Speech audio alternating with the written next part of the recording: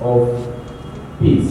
Nĩ mũcemanio ũrarehete hamwe arutwo kuma university itiganĩte guothe bũrũri-inĩ ũndũ ũmwe na thukuru cia secondary university-inĩ wa Kenya Methodist gũkũ Nairobi, arĩ itemi-inĩ rĩa kwarĩrĩria bata wa thayu na maũndũ marĩa makoretwo makĩhutia mbeũ njithi.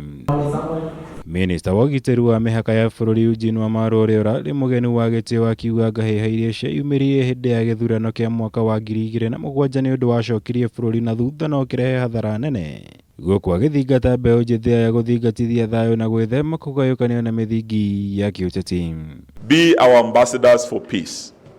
9th of August is only going to be one day. It will be a date in our calendar this year that will come and go. But Kenya will remain. Go out and be our ambassadors for peace. Talk to your neighbors, talk to your friends.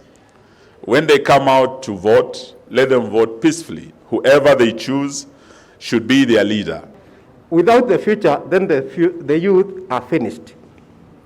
So it means that they have to actively get involved in activities that help to create peace and development.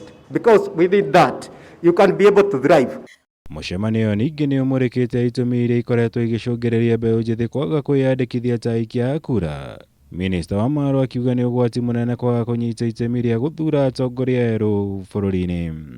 May I say to you, the young people of Kenya, if you fail to vote for the leader, for good leaders, you will actually have elected bad leaders.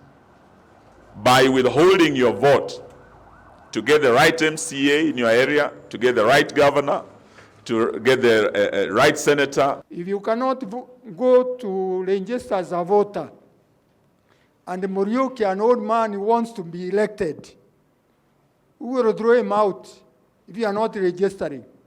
Do a checklist and say, we are now going to evaluate, is this a leader or a politician? Mwena-inĩ wao mbeũ njithi aya maugĩte wagi wa mawĩra nĩguo kaingĩ ũmaikagia mũtego-inĩ wa kũhũthĩrwo ũru nĩ ateti. People are feeling hopeless in terms of change of regime. How are they likely to be impacted economically directly to their lives? I want to challenge the people, the young people of Kenya, that the future of Kenya is too serious to be left to the politicians. You must be part of it. You must have your say. Get inspired that when you go out there, you're going to use your talent, okay, as peaceful as you, or when you understand what peace, as Heshimiwa said, when you understand what peace means.